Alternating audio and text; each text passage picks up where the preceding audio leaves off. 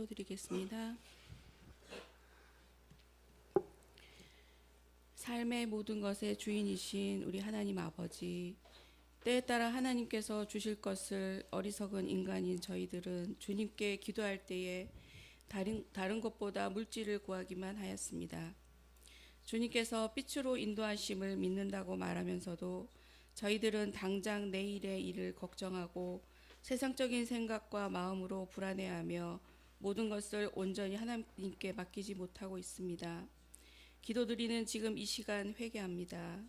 세상을 살다 보면 풍족할 때도 있지만 부족할 때도 있습니다. 풍족할 때에는 주님을 멀리하고 교만하지 않도록 하시고, 부족할 때에는 주님을 원망하고 세상으로 돌아서지 않도록 붙잡아 주시옵소서. 아멘. 주님께서 내려주신 물질이 이 땅에서 귀한 곳에 은혜롭게 사용되길 원합니다. 아멘. 삶에 필요한 것들에 먼저 사용되시고 남은 물질로 드리는 11조가 아닌 주님께 받은 그대로의 11조를 가장 먼저 행하며 가장 중요하게 생각하는 지혜로운 주의 자녀가 되게 하옵소서. 아멘. 마음 중심을 바로 잡아 주시옵소서. 아멘. 나 혼자만의 풍족함이 아닌 이웃에게 베풀고 나누며 더불어 풍족한 삶이 되게 하옵소서. 아멘. 있음에도 감사, 없음에도 감사, 물질의 본질을 떠나 모든 것을 두고 당연한 것이 없이 주님께 감사하는 삶이 되기를 간절히 소망합니다. 아멘. 주님의 크신 축복이 불안과 두려움으로 육신의 고통으로 가려지지 않게 도와주시옵소서. 아멘. 오늘도 이 안식일에 주님 앞에 나아갈 때 온전한 제사를 드리며 우리의 은혜, 속죄의 은혜, 치유의 은혜, 감사의 은혜 내려주시옵소서. 아멘. 복된 안식일입니다. 주님을 만나는 이 시간 믿음의 성장이 이루어지며 말씀의 은혜와 깨달음으로 형식적인 행위의 믿음보다 열매 맺는 성도가 되도록 인도하여 주시옵소서. 아멘. 사랑이신 우리 주 예수 그리스도 이름으로 기도드립니다. 아멘.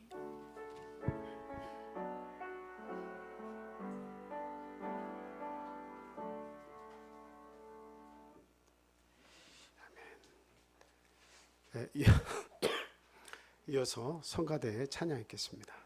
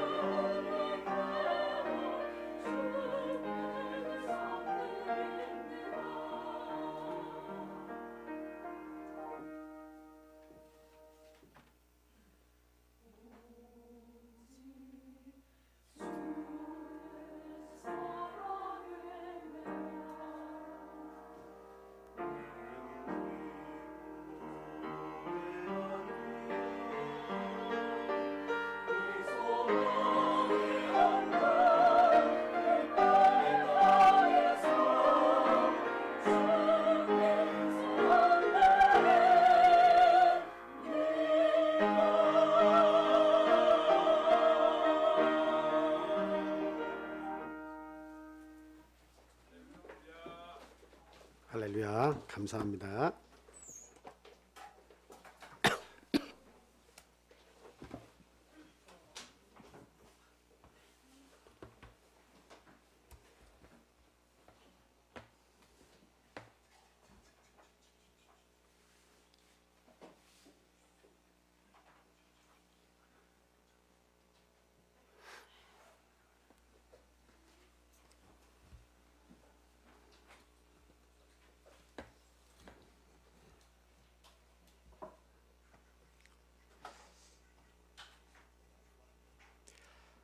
예수 그리스도 이름으로 하나님 말씀 전하겠습니다.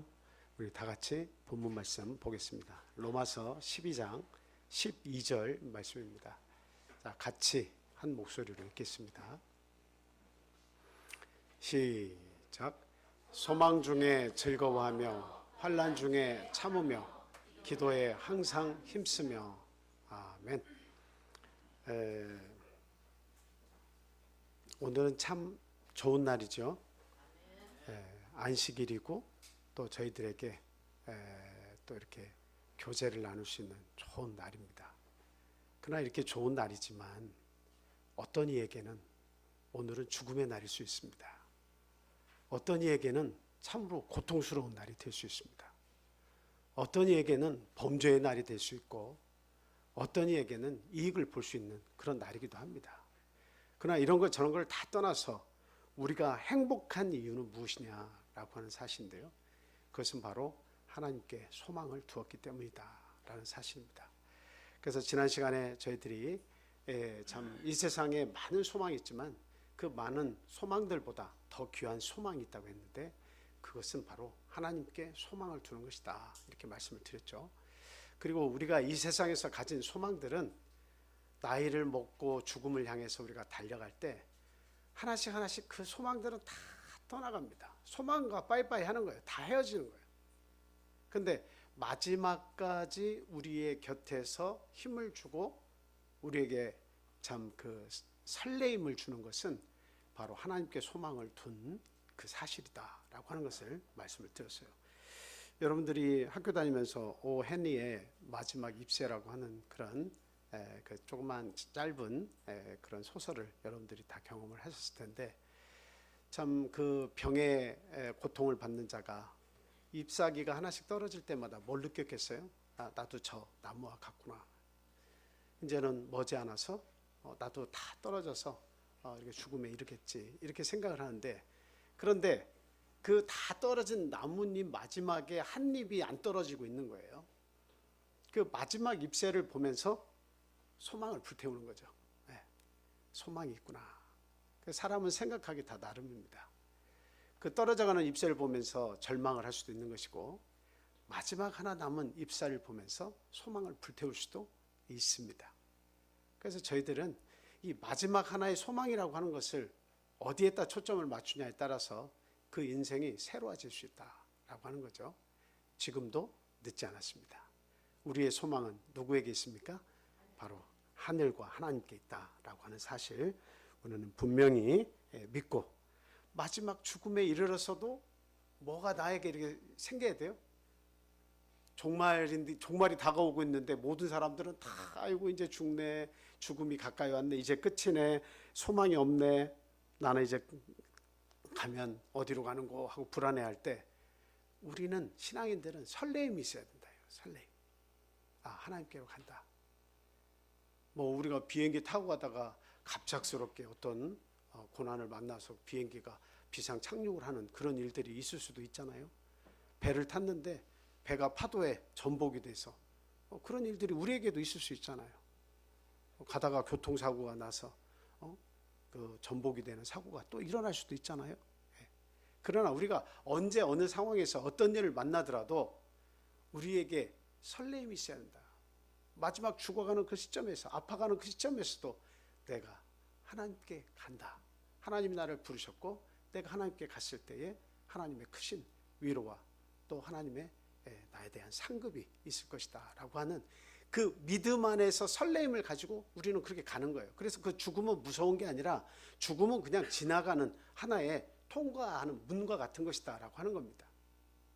그래서 하늘에 소망을 두고 하나님께 소망을 둔 자는 항상 기쁘고 감사하지만 그 소망을 갖지 못한 자에게는 하루하루가 이게 참 그냥 그 조울증처럼 좋았다가 나빴다가 좋았다 나빴다 할 수 있다는 사실을 우리가 분명히 알고 하나님에 대한 믿음을 더욱더 키워나가시는 저와 여러분이 되셔야겠습니다.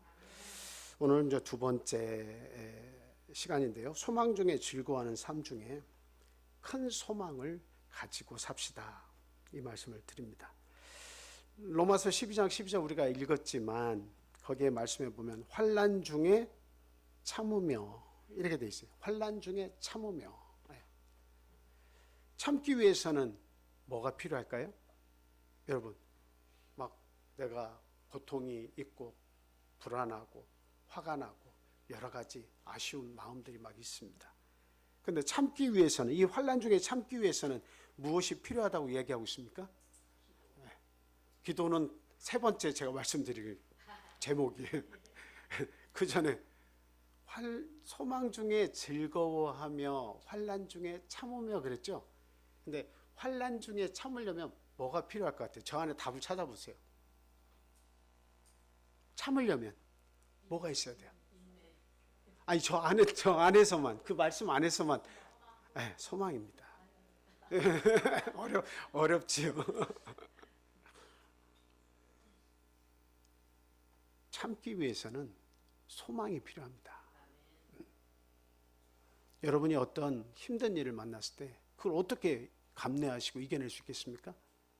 이게 마지막이 아니야. 이게 끝이 아니야. 나에겐 하나님 계셔.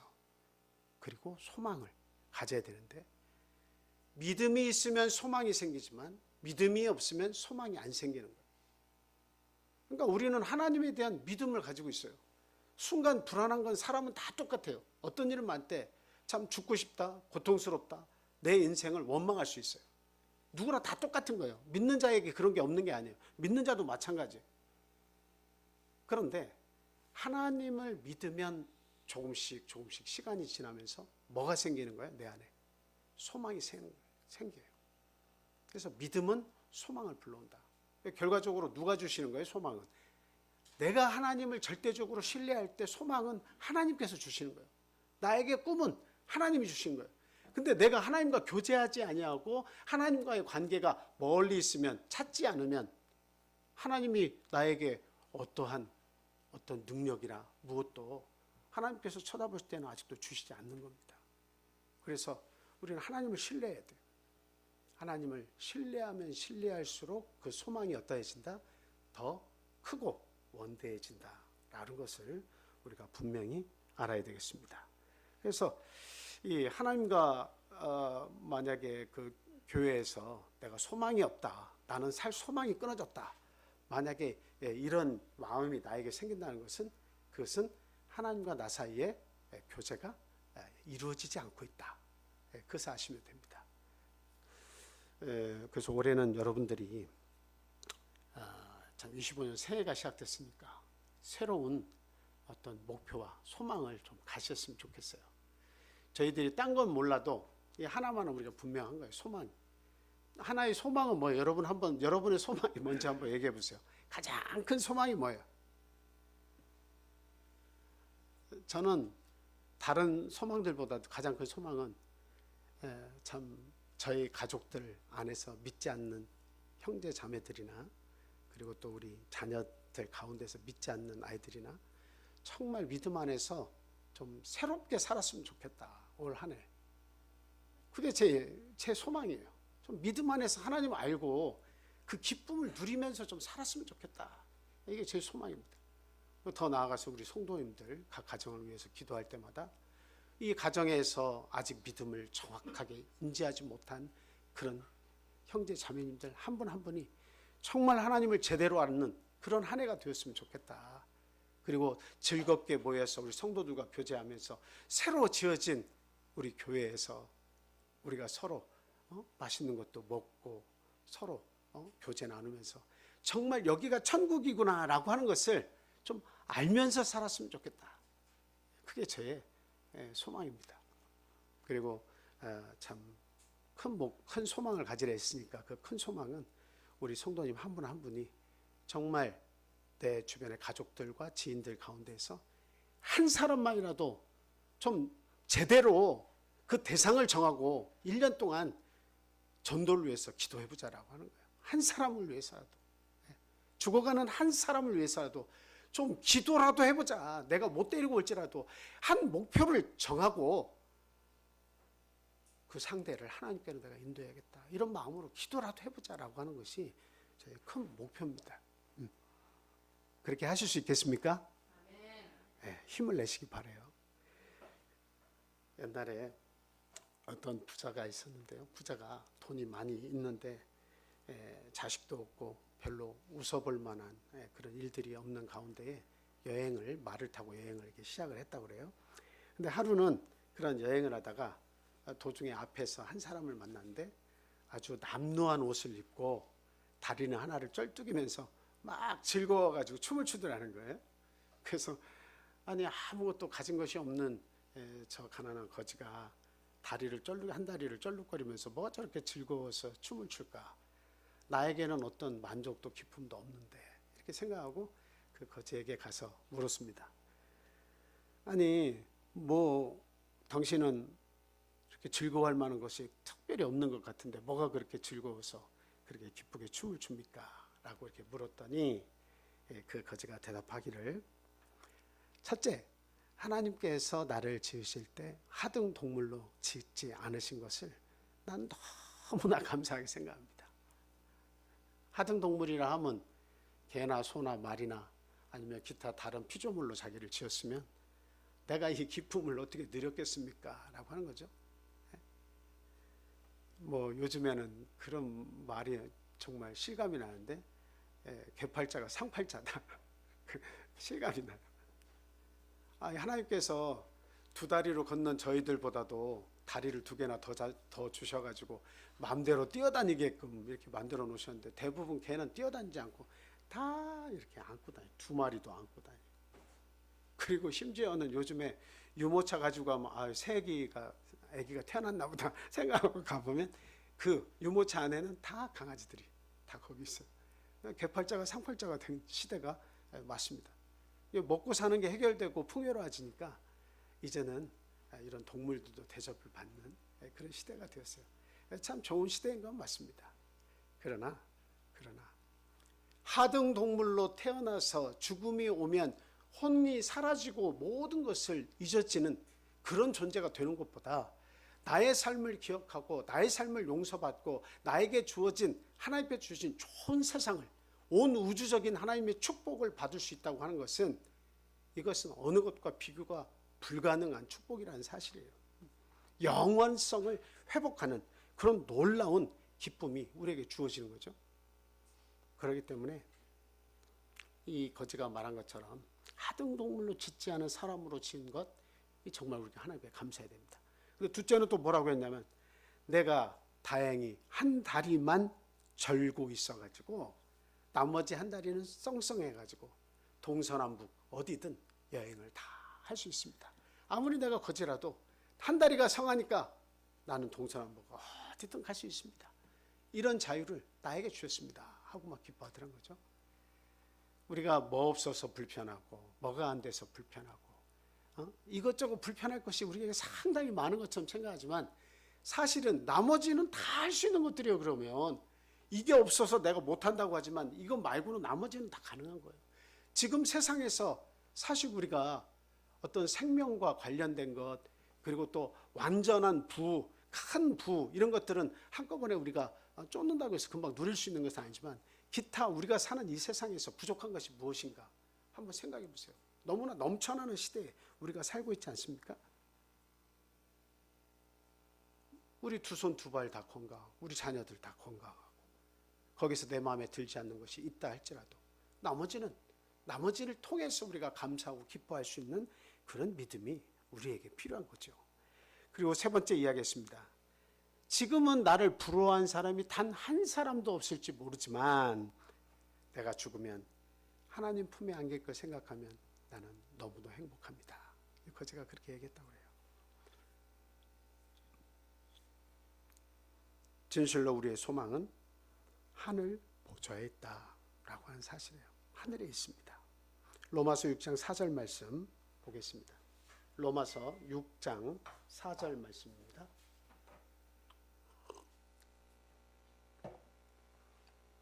자, 다 같이 읽겠습니다. 시작. 그러므로 우리가 그의 죽으심과 합하여 세례를 받음으로 그와 함께 장사되었나니 이는 아버지의 영광으로 말미암아 그리스도를 죽은 자 가운데서 살리심과 같이 우리로 또한 새 생명 가운데서 행하게 하려 함이라. 저와 여러분들은 지금 새 생명 가운데 살아가는 거예요. 새 생명이라고 하면 무엇이냐면 침례를 받음으로 인해서 우리의 죄를 깨끗이 사해 주셨기 때문에 우리는 거듭난 삶을 사는 거예요. 다시 태어난 삶을 사는 거예요. 그래서 우리의 생각과 우리의 몸과 모든 것을 생각하면 여전히 뭐 변한 것은 없는 것 같지만 사실상은 그렇지 않다는 거예요. 죄에서 우리가 해방이 됐고 예수 그리스도께서 내 안에 살아계시고 내 안에서 통치하시고 나는 그것을 들으려고 귀를 기울이는 그런 삶을 저와 여러분은 지금 살고 있다는 거죠. 그게 새 생명이에요. 하나님이 주신 새 생명 가운데에서 우리가 살고 있다라고 하는 거예요. 그럼 우리가 품는 생각과 소망은 어디에 있어요? 이 땅에 있지 않고 하늘에 있다는 것을 알아야 돼요. 이전에는 나의 소망은 다 땅에 깔려 있었어요. 땅에 있는 모든 것을 다 추구했어요. 원하는 것이 다 땅에 있었어요. 그러나 새 생명을 얻은 이후 지금은 여러분도 한번 생각해 보세요. 내 소망은 어디 있습니까? 저는 우리 가족들이 믿음 생활을 잘하는데 소망이 있어요. 우리 성도님들이 한 가정 한 가정이 믿음의 뿌리를 잘 내리는데 저희 소망이 있어요. 안타까운 것은 그런 마음들을 알아주지 못할 때 참 마음이 불안하고 안타깝고 힘듭니다. 언제 하나님의 말씀을 들을 수 있는 귀를 하나님이 주실 것인가? 언제 하나님께서 그 마음문을 열어서 하나님의 말씀을 그 마음속에 집어넣어줘서 녹아내리게 할 것인가 하는 것을 항상 생각하면 마음이 어떨 때는 우울해지기도 하고 답답해지기도 합니다. 그러나 우리에겐 소망이 있어요. 하나님께서 결코 우리 성도 한 사람 한 사람을 버리지 않으실 것이다라고 하는 그 소망을 가지고 참고 인내하게 되는 거예요. 그래서 여기에서 본문 로마서 12장 12절에 보면 환난 중에 참는다라고 했을 때 참을 수 있는 힘은 어디서 오냐면 이 소망에서 온다라고 하는 것을 우리는 분명히 알아야 되겠습니다. 여러분, 이 올해의 우리 표가 뭐예요? 예? 우리 표가 뭐죠? 예. 예배를 드리는데 뭐와 뭐로 나아가자고요? 신령과 진정으로 하나님께 나아가자는 거 아니겠습니까? 예. 그게 우리 성도들의 공통 뭐가 돼야 돼요? 올해 한 해는 우리의 소망이 돼야 돼요. 정말 그게 소망이 돼야 돼요. 그 예배 드리는 거 별거 아니잖아. 가서 1시간 앉아 있으면 되는 걸 그 시간에 좋은 말씀 들으면 아멘 하면 되는 거잖아. 예, 그 정도에서 끝나는 것이 아니라 예배 시간은 축제가 돼야 돼요. 그냥 그 전날까지 온갖 복잡한 마음이 많이 있고 여러 가지 내 마음속에 어지럽혀지고 고통스러웠다 할지라도 우리 하나님께 나올 때 소망을 가지고 나와서 참 하나님께 모든 걸 믿고 맡길 때 내 마음은 자유를 얻는다라고 하는 정확한 믿음을 가지고 하나님께 나와서 찬송 시간에도 막 큰 소리로 찬양을 우리가 하고 내 마음이 정말 기뻐 흘러 넘치도록 찬양을 하고 하나님의 말씀을 들을 때는 그러한가 하고 이 귀를 기울여서 아멘 아멘 할 수 있는 그런 예배가 돼야 된다는 거죠. 그리고 나서는 우리 같이 식사할 때 얼마나 감사하고 얼마나 행복합니까? 맛있는 음식을 우리 가족들과 성도들과 함께 한다는 것이 얼마나 감사합니까? 그리고 시간 교제의 시간을 나눌 때 상대들을 보면서 웃고 또 상대들의 마음을 우리가 부드럽게 해주고 이해할 수 있고 얼마나 감사합니까? 그래서 우리는 이 안식일만큼이라도 세상의 노예가 되지 말고 신앙의 자유를 선포하고 하나님과 교회에서 충성스러운 삶을 우리가 살아야겠다. 이런 말씀 드립니다. 결코 하나님은 여러분의 인생을 버리지 않으실 것입니다. 로마서 8장 35절에서 39절 말씀 보겠습니다. 자, 한번 현 집사님께서 읽어주시기 바랍니다. 누가 우리를 그리스도의 사랑에서 끊으리요? 환난이나 공고나 박해나 기근이나 적신이나 이염이나 칼이랴. 기록된 바 우리가 종일 주를 위하여 죽임을 당하게 되며 도살당할 양같이 여김을 받았나이다 함과 같으니라.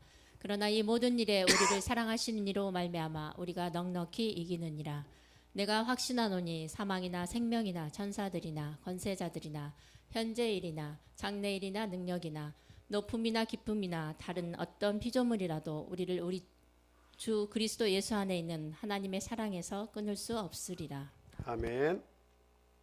도살할 양과 같은 상황에 우리가 처했다 할지라도 우리 하나님께서 그 상황에서 함께 해 주심으로 말미암아 어때요? 절대로 우리는 그리스도의 사랑에서 끊어지지 않는다. 여러분에게 환난이 다가오면 아유 뭐 교회 안 나가면 그만이지. 성도님들이 나에게 어떤 그 반대되는 그런 길을 가면 아유 내 마음에 안 드네. 아유 저 사람 안 만나면 되지. 이게 아니고 그런 일이 있어도 저런 일이 있어도 내가 도살할 양같이 그냥 고통스러워도 어때요? 그리스도의 사랑에서는 내가 끊어지지 않는다. 하나님은 나를 붙잡고 놓지 않으신다. 우리의 가정을 반드시 회복시키신다. 그런 믿음을, 그런 소망을 우리가 가지고 살아야 된다 하는 말씀입니다. 옛날 알렉산더 대왕이 있을 때 그의 한 소중한 친구가 사냥을 알렉산더 대왕이 좋아하니까 사냥개 2마리를 선물로 이렇게 줬습니다. 그 사냥개를 데리고서 이참에 바로 참 토끼 사냥이라도 가야겠다 하고 갔는데 토끼가 앞에서 아른아른 거리는데도 이 개들이 그냥 빙글빙글 둥글둥글 이렇게 돌기만 하고 놀고만 있고 하니까 아이고 별로 능력도 없는 개를 나에게 2마리나 줬구나 이렇게 생각하고 이제 궁으로 돌아왔다가 그래도 좀 큰 짐승이 나타나면 움직이겠지 하고 사슴 사냥을 떠났대요. 근데 사슴이 앞에서 있는데도 불구하고 그 가까운 거리에서 이 녀석들이 또 뒹굴뒹굴 돌면서 그렇게 덤벼가지고 그 사슴 사냥을 하지 않더라는 겁니다. 사냥개로서는 별로 별 볼 일 없구나 하고서 화살을 당겨가지고 그 뒹굴뒹굴한 녀석 2마리를 다 죽였다고 그래요. 그리고 화가 좀 나가지고 궁으로 돌아와서 그 친구를 찾았습니다. 자네가 준 그 사냥개 2마리는 아무런 뭐 꿈도 없고 소망도 없고 별 볼 일 없는 그런 놈인데 왜 나에게 2마리나 줘가지고 마음을 이렇게 상하게 하는가 이렇게 얘기했대요. 그랬더니 왕이시여 그 개들은 당신이 큰 곰이나 호랑이를 잡으려고 갔을 때에 그것을 물어뜯기 위해서 준비된 그것들과 싸우기 위해서 준비된 아주 고도의 훈련을 마친 그런 개들입니다. 그냥 사슴이나 토끼만 이렇게 토끼들을 잡으라고 훈련시킨 그런 개들이 아닙니다. 그래서 그때 왕이 후회를 했다고 하는 그런 이야기가 있습니다. 큰 소망을 가지면 사람들이 뭐래요? 큰 꿈을 가지면 여러분들은 어떻게 얘기해요? 큰 꿈을 가지면 아휴 뱁새가 황새 따라가다가 가랑이가 찢어지겠지. 예전에 저도 그 전도사 시절에 그 교회 터를 이렇게 보러 다녔는데 그때는 거짓말이 아니고 3,000평, 5,000평짜리를 보러 다녔어요. 그랬더니 옆에 있는 우리 같이 다니던 청년들이 막 그냥 속이 불안하고 답답해가지고 무슨 3,000평, 5,000평짜리를 보십니까? 그러니까 아니 한 80평이나 지금 우리가 교회가 한 40 몇 평이니까 한 80평 2배면 80평이나 100평 정도면 충분한데 왜 3,000평, 5,000평 살 수도 없는 그런 땅만 보러 갑니까? 근데 그때는 제가 믿음이 지금보다 훨씬 컸어요. 지금은 굉장히 이게 줄어들어가지고 그냥 이런 사고 안에 갇혀서 이대로만 살다가 가야 되나? 이런 생각을 하는데 그때는 그렇지 않았어요. 반드시 하나님께서 주신다. 이 믿음이 아주 충만했어요.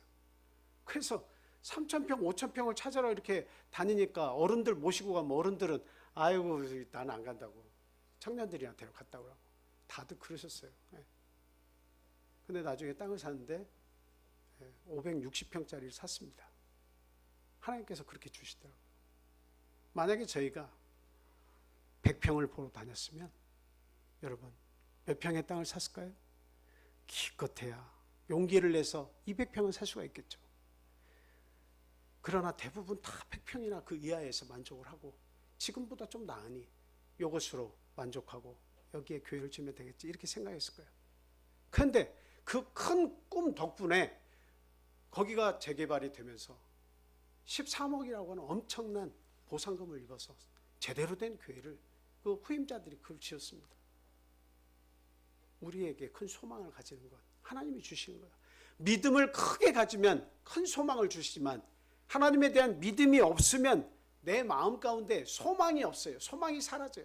소망이 없는 자에게는 하루하루가 불편하고 하루하루가 힘들고 즐거운 일이 없고 하루하루가 내 혼자서 싸워서 이겨야 되는 전쟁터와 같은 거예요.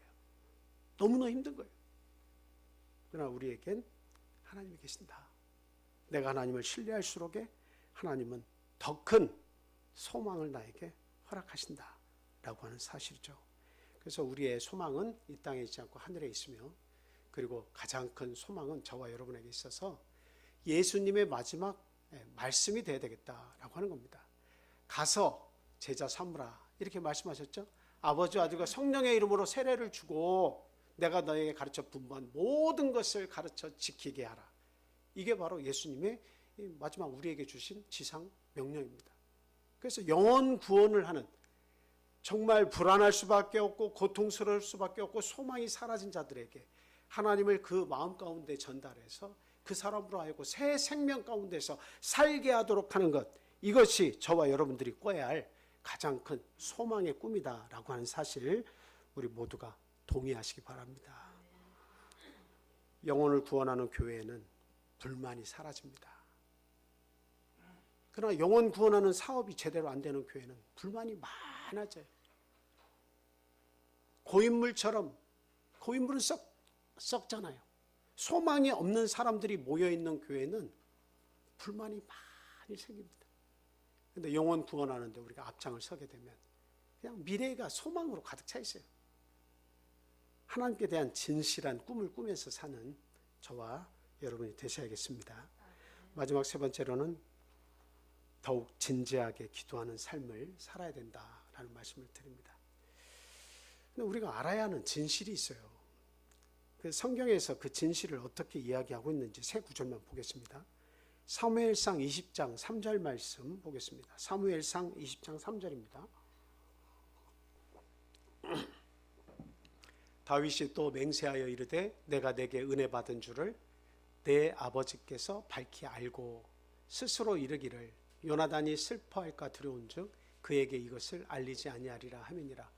그러나 진실로 여호와의 살아계심과 내 생명을 두고 맹세하노니. 다 같이 읽겠습니다. 시작. 나와 죽음의 사이는 한 걸음 뿐이니이다. 다윗이 그 사랑하는 친구 요나단이 사울왕의 아들이죠. 화살을 쏴가지고 그 다윗에게 도망가라 이런 이야기를 표로 이렇게 해줬을 때 다윗이 삶과 죽음 사이의 간격은 한 걸음뿐입니다. 나와 죽음 사이에는 한 걸음밖에 없다라고 하는 사실. 그걸 고백했어요. 여러분과 죽음의 관계를 생각해 볼 때 얼마나 거리가 있다고 생각하세요? 죽음이 저 멀리 있습니까? 아니면 얼마만큼 여러분 죽음이 가까이 있습니까? 여러분이 젊다는 증거를 가지고 있는 건 뭐냐면 죽음을 생각하지 않는 사람은 젊다는 거예요. 그러나 나이를 조금씩 먹어가면 죽음이라고 하는 것은 항상 따라다니는 화제거리예요. 근데 젊은 사람도 내가 언제 죽을 거냐, 어떤 죽음의 위협이 있냐, 그 거리가 한 걸음밖에 안 되냐, 이런 거 생각 안 하고 살아요. 왜? 죽음이라고 하는 것은 내 사전에 없는 겁니다. 젊었을 때는. 근데 나이가 들면 죽음이라는 것이 나에게 딱 붙어요. 어떻게 죽을 것인가도 중요하고 어떻게 준비할 것인가도 굉장히 중요하고, 그래서 죽음은 항상 우리 곁에서 맴돌고 있어요. 그 차이가 한 걸음밖에 안 된다는 사실을 우리가 알아야 돼요. 그래서 제가 전에 그 비행기를 타고 그 영국으로 비행기의 그 바퀴가 접히잖아요. 거기에 딱 타가지고 전깃줄로 자기 몸을 이렇게 에워싸가지고 두 친구가 타고 갔다가 하나는 떨어져 죽고 하나는 그 영국에 무사히 도착을 해서 며칠 만에 깨가지고 산소도 부족한 데를 날았으니 열몇 시간을 날았으니 얼마나 힘들겠습니까? 근데 나중에 깨어나가지고 자유로운 세상에서 그렇게 행복하게 살았다라고 하는 한 예를 제가 말씀을 드렸잖아요. 죽음은 비행기의 그 두께만큼, 배의 그 두께만큼 죽음이 그렇게 멀리 있는 게 아니에요. 목선을 타고 나가면 내 생명은 이 얇은 생명은 요 얇은 요 두께만큼 내 생명이 있는 거예요. 그 밖에는 죽음이에요. 요거 물 조금이라도 새 가지고 들어오기 시작하면 넓은 바다에서 물고기 잡다가 어떻게 되는 거예요? 아주 의기양양하게 나가지만 결국에는 조금이라도 금이 가서 물이 계속 차오르기 시작하면 거기서는 헤엄을 쳐서 돌아올 수 있는 거리가 아니에요. 죽는 거예요. 그래서 죽음과의 거리가 멀리 있는 것이 아니라 항상 내 가까이 있다라고 하는 이것을 우리가 알아야 됩니다. 자, 시편 39편 4절 말씀 보겠습니다. 자, 같이 읽겠습니다. 시작. 여호와여, 나의 종말과 연한이 언제까지인지 알게 하사 내가 나의 연약함을 알게 하소서. 뭐를 알게 하소서? 연약함, 나의 연약함. 여러분들이 막 이렇게 보면 강한 것 같죠? 막 아주 강한 것 같이 나는 자신감이 넘쳐 강해라고 하지만 사람을 알고 보면 참 무기력한 존재고 연약하다고 하는 사실이에요. 이거를 깨닫는 게 대단히 중요해요. 하나님 앞에서 나는 이 세상을 변화시킬 수도 없고 내 가정을 변화시킬 수도 없고 내 자신을 변화시킬 수도 없고 나는 참으로 연약합니다 라고 하는 것을 아는 것이 중요해요. 근데 뭐든지 내 생명도 내가 내 마음대로 할 것 같고 내 재물도 나에게 있으니까 내가 마음대로 할 것 같고 내 건강도 내 마음대로 할 것 같지만 결국 그 모든 것을 주관하시는 분은 하나님이세요. 생사화복을 주장하시는 분은 하나님이시다 이 말이에요. 그래서 그 모든 것을 지고 계신 하나님 앞에서 내가 섰을 때 나는 참으로 연약한 존재입니다. 나의 종말과 나의 살아있는 이 기한이 언제까지인지 알게 해 주셔서 내가 얼마나 연약한지 그 깨달음을 얻게 해 주십시오라고 기도하는 거예요. 이게 저와 여러분에게 필요한 거예요. 앞에서 이야기했지만 죽음과 나 사이의 거리는 가까운 것이고 나는 연약하다고 하는 사실을 우리는 기억해야 됩니다. 그래서 시편 90편에 가면 12절에 이렇게 이야기를 하고 있습니다. 자, 같이 읽겠습니다. 시작. 우리에게 우리 날 계수함을 가르치사 지혜로운 마음을 얻게 하소서. 하나님 앞에 우리가 구해야 되는 것은 지혜를 구해야 돼요. 지혜라고 하는 것은 모든 것을 어떻게 해요? 합력해서 선으로 이룹니다. 지금은 악하고 지금은 불편하고 지금은 죽을 것 같고 그러나 지혜를 하나님께서 주시면은 그 지혜는 어때요? 합력해서 그 모든 것을 합력해서 선으로 이끄시는 거예요. 그게 지혜가 하는 일이에요. 하늘에서 오는 지혜가 나를 통해서 그렇게 선으로 선한 방향으로 내 삶을 이끌어 간다라고 하는 사실입니다. 그래서 우리는 기도할 때에 어떻게 해야 돼요? 하나님께 좀 더 구체적으로 그리고 좀 더 간절하게 기도해야 된다라고 하는 겁니다. 마태복음 21장 22절 말씀도 같이 읽겠습니다. 시작. 너희가 기도할 때에 무엇이든지 믿고 구하는 것은 다 받으리라. 이건 받고 저건 못 받는 것이 아니라 다 받으리라. 우리 소망이 아무리 커가지고 하나님 보실 때 이런 걸 나한테 구하냐 할지라도 다 받으리라. 믿음이 있으면 다 받으리라. 의심치 않고 믿고 구하는 것은 다 받으리라. 이렇게 말씀하고 있습니다. 받지 못하는 것은 내 욕심 때문에 구하거나 아니면 믿지 아니하니까 하나님께서 주시지 못하는 것이지 하나님은 모든 것을 다 가지고 계신 분이시고 다 주기를 원하십니다. 영국의 자선 사업가이고 고아를 6,000명씩이나 길러낸 조지 밀러라고 하는 이분은 기도의 사람이다 이런 그 이름을 별도의 그런 닉네임을 가지고 있어요.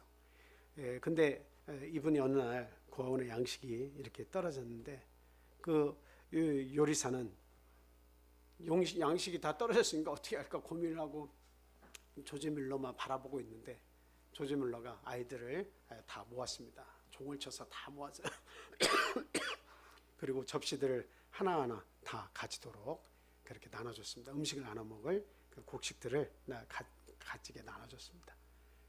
그러니까 아이들이 이 대접을 보면서 아니, 음식은 하나도 없고 요리사 선생님이 음식 놓는 자리에 음식도 없는데 이 대접만 가지고 무슨 기도를 합니까? 하고 웅성웅성하고 불평을 하니까 하나님께서는 다 준비해 주신다. 염려하지 말고 우리가 같이 기도하자 하고 일용할 양식을 주셔서 하나님 감사합니다 하고 기도를 드렸대요.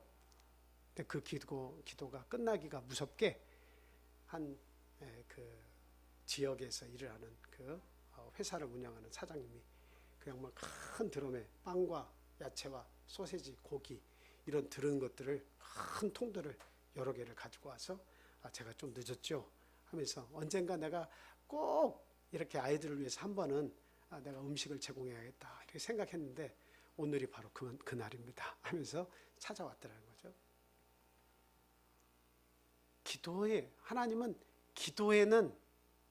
하나님은 가만히 계시는 분이 아니에요. 절대. 기도하면 하나님 마음이 움직여요. 동해요. 간절함이 있을수록 하나님은 그 기도의 소원을 먼저 들어주세요. 근데 별 볼 일 없는 기도도 있습니다. 그냥 부귀영화를 꿈꾸면서 이것 주세요, 저것 주세요, 저것 주세요 하면 지금 당장 필요한 게 아니면 하나님 좀만 기다려라. 그것도 내가 언젠가 주겠지만 좀만 기다려라. 자꾸 기도 순위에서 멀려나. 하나님이 마음이 움직이는 그 순위에서 자꾸 멀려.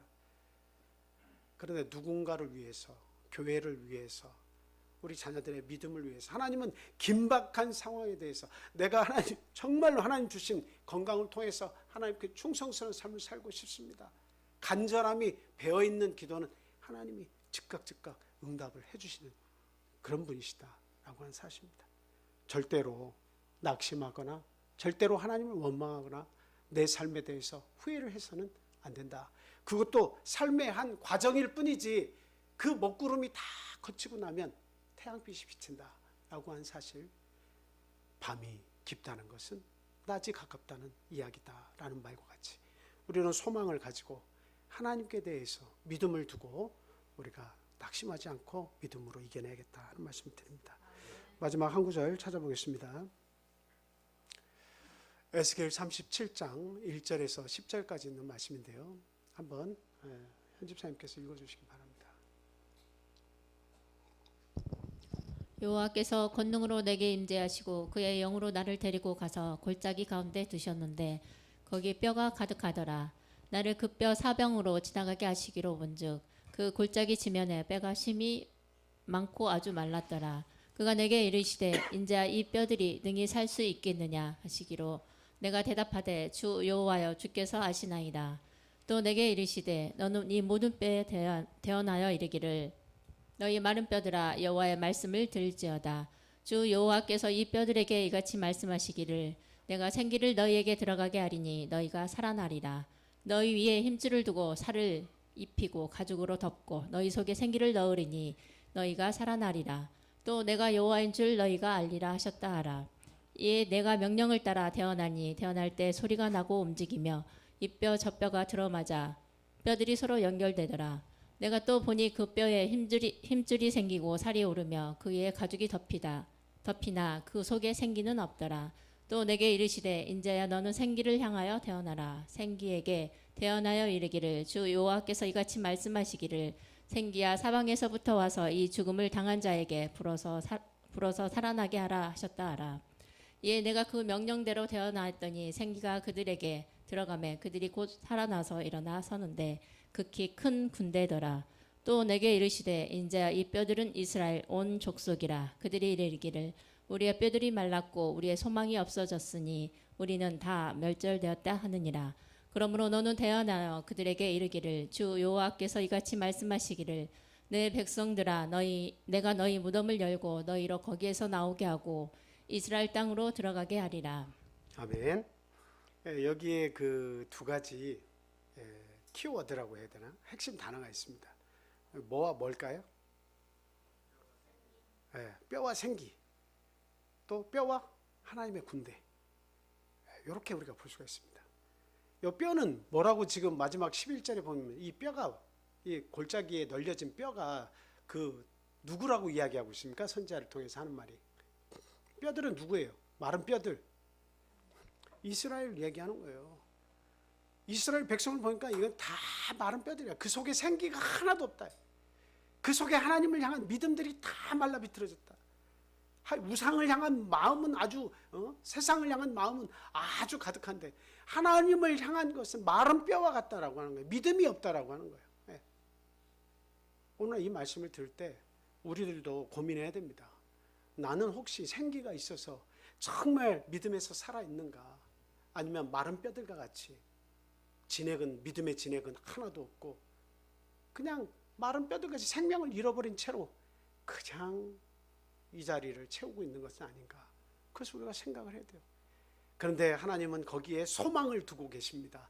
마른 뼈들로 가득 찬 그 골짜기를 에스겔에게 보여주면서 너희 민족이 이와 같이 마른 뼈들로 가득한 하나님을 외면하는 그런 모습으로 살고 있지만 너 대언해라. 내가 이 민족을 다시 소망을 두고 내가 다시 살려주겠다라고 얘기하시는 거예요. 그래서 그 마른 뼈들을 향해서 대언을 하니까 생기가 그 속에 들어가서 결국 뭐가 되었다는 이야기입니까? 하나님의 군대가 되었다라고 하는 겁니다. 여러분, 하나님의 소망은 무엇입니까? 하나님의 군대가 되는 거예요. 하나님의 소망은 하나님의 군대가 되는 거예요. 여러분들에게 새 생명 가운데 거하게 하신 것은 하나님의 군대가 되어서 아주 어떤 세상의 어려운 일도 마주쳐도 이겨내라고 이 세상에서 하나님이 군대가 되게 하셔서 새 생명을 주신 거예요. 예수님의 십자가는 그런 의미가 있습니다. 너희를 위해서 죽은 것은 하나님의 군대가 되어야 되려고, 충성스러운 일꾼으로 살아달라고 하나님께서 그렇게 부탁을 하신 거예요. 그런 은혜를 베풀어 주신 거예요. 그래서 저와 여러분들은 마른 뼈는 혹시 아닐지라도 내 살갗이 다 떨어져 나가고, 아니면 내 힘줄이 조금만 붙어 있다, 내 믿음의 상태는 그런 것이다. 아마 우리가 스스로를 생각해 보면 내 믿음의 상태를 알 수 있을 거예요. 아니면 마른 뼈들같이 되었을 수도 있어요. 그러나 하나님의 소망은 우리들에게 있다는 사실 잊지 마시기 바라요. 내 마음이 아무리 마음이 안 열리고 하나님을 인정 안 하려고 해도 하나님의 소망은 우리들 가운데 있다고 하는 사실, 이게 얼마나 감사한 일입니까? 나는 믿고 싶지 않지만 하나님은 절대로 놓지 아니하시는 그 은혜 덕분에 나중에 마지막 구원 열차를 탈 수 있을 겁니다. 그러나 마지막에 타지 마시고 지금 이런 말씀을 들을 때마다 내 마음을 향해서 외치시는 하나님의 음성을 듣고 하나님 앞으로 우리가 다 나가야 되겠어요. 결국 하나님은 그런 자를 통해서 영광을 받으시고, 하나님은 회개하고 주님 앞에 나오는 자들에게 많은 하늘의 보화를 나눠주십니다. 여러분, 아무것도 염려하지 마시기 바라요.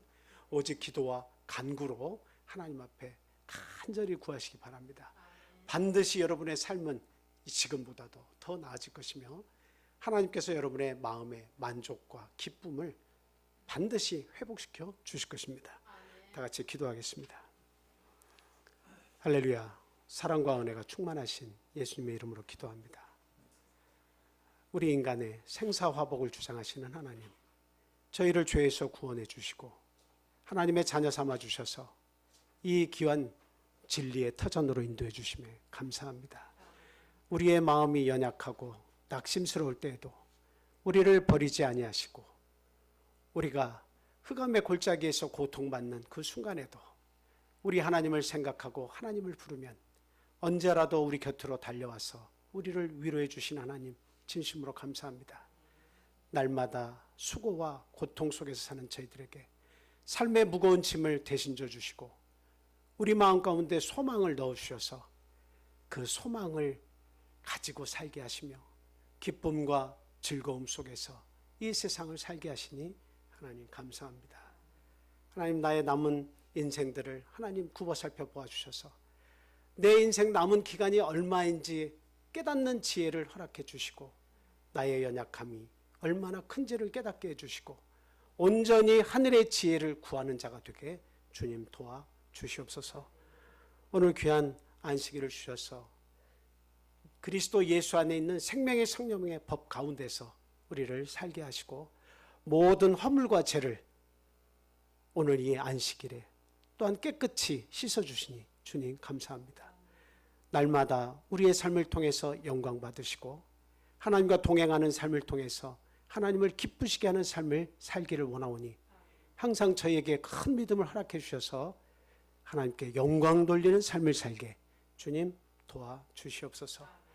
이 귀한 안식일에 멀리 떠나 있는 우리의 가족들, 참석하지 못하는 우리의 사랑하는 가족과 이웃들이 있습니다. 하나님, 그 사랑하는 모든 자들의 영혼을 하나님께서 지켜주시길 원하고, 우리가 구원받기를 소망하는 모든 이들에게 하나님, 우리 참빛교회를 통해서 그 영혼들을 구원해 주시기를 간절히 소망합니다. 오늘의 모든 일정 위에 하나님 영광 받으시고, 하나님께서 우리 교제하는 순간순간 기쁨의 장이 되게 해주시고, 그 기쁨을 통해서 모든 어려움과 시름을 잊을 수 있도록 하나님 시간 인도해 주시옵소서. 마지막으로 우리 교회 건축을 하나님께서 돌보시는 줄 믿습니다.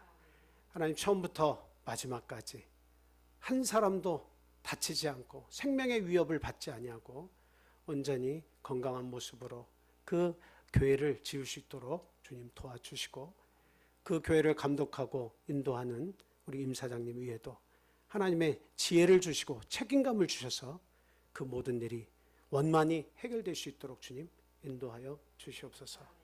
오늘의 모든 일과 후에 하나님이 함께 하신 것을 믿고 예수 그리스도 이름으로 감사하며 기도합니다. 할렐루야. 아멘.